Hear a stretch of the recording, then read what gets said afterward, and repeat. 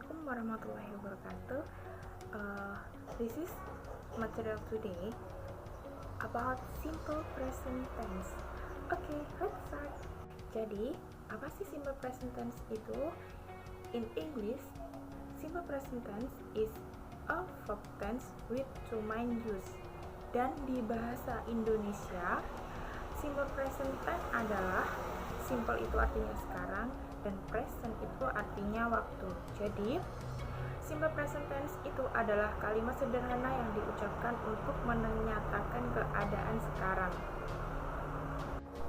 Ya, jadi ada dua formula di dalam simple present tense, yaitu nominal dan verbal.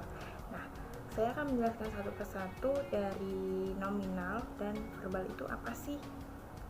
Nah, untuk yang pertama ini adalah nominal. Jadi, di nominal ini kita tidak usah memakai verb.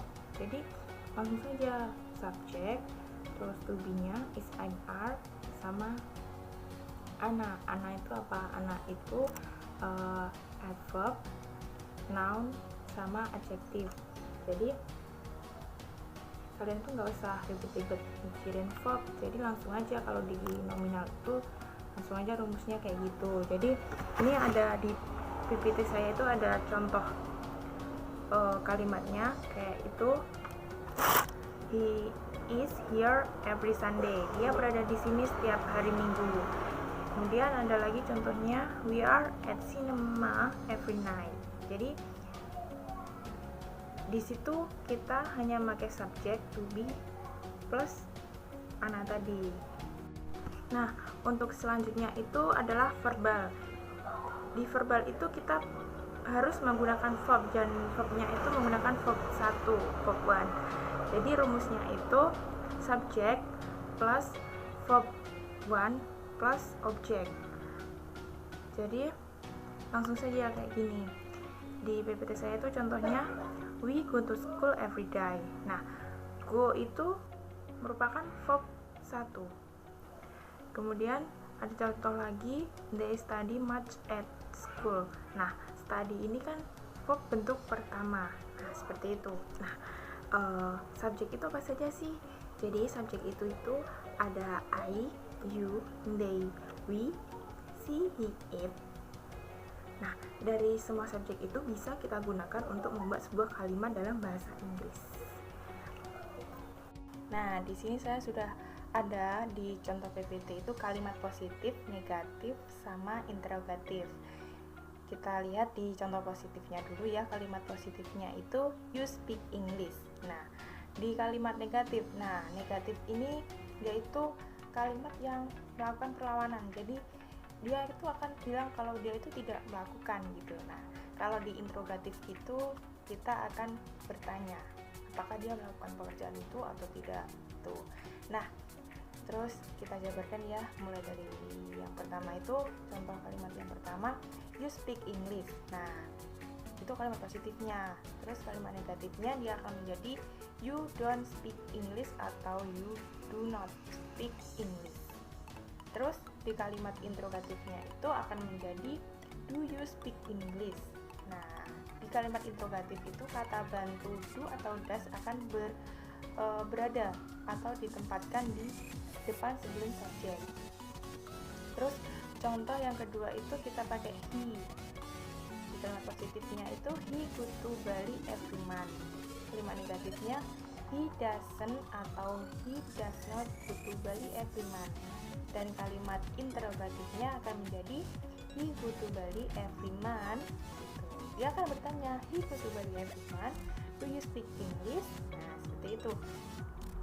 Terus kenapa di situ kok bisa di kalimat negatifnya itu pakai do, pakai does? Iya, seperti itu karena ketika subjek itu I, you, they, sama we, maka kata bantu di kalimat negatif itu akan berubah menjadi do. Kata gantinya itu do. Dan sementara untuk subjek she, he, sama it, maka kata bantunya akan menjadi does. Seperti itu. Nah, untuk time signal atau waktu yang digunakan di dalam kalimat simple present tense itu ada everyday, setiap hari, sometimes, kadang-kadang, always, selalu, seldom, jarang, sama never, tidak pernah. Atau ada contoh-contoh yang lain, masih banyak contohnya yang lain, kalian bisa pakai yang sudah saya jelaskan ini ya.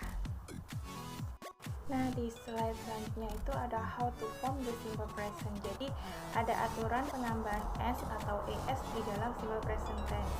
Aturan yang pertama itu kita bisa langsung menambahkan s pada verb. Contohnya di situ yang sudah saya contohkan itu kata watch. Nah, watch itu bisa langsung ditambahkan s nanti. Kemudian aturan yang kedua itu apabila verb berakhir o, sh, s, ch sama x. Jadi itu nanti verbnya itu ditambah sama es. Nah, aturan yang ketiga itu jika di depan huruf y itu berupa huruf konsonan atau huruf mati. Jadi y-nya itu nanti akan berubah menjadi i dan nanti akan ditambah sama es. Contohnya itu pada kata study. Study itu penulisannya kan s, t, u, d sama y. Nah, karena di depan huruf y itu huruf konsonan, jadi y itu akan berubah menjadi i dan akan ditambah sama es. Jadi nanti katanya itu akan menjadi kata studies seperti itu. Nah, kemudian jika di depan huruf y itu huruf vokal atau huruf vokal, itu nanti akan ditambah sama s. Jadi langsung aja seperti kata play itu nanti akan langsung ditambah sama huruf s. Ya, di slide selanjutnya itu ada question ya, nanti bisa diisi buat latihan mengerjakan, dan itu sudah ada petunjuknya, diisi. Terus di situ juga ada kata kuncinya, ya, itu dia itu masuk to be atau dia itu harus ditambah s atau enggak. Di situ kalian bisa mencoba di situ, dan jangan khawatir buat yang bingung sama jawabannya, nanti ada jawabannya di slide selanjutnya. Ya, terima kasih sudah menonton video mengajar saya.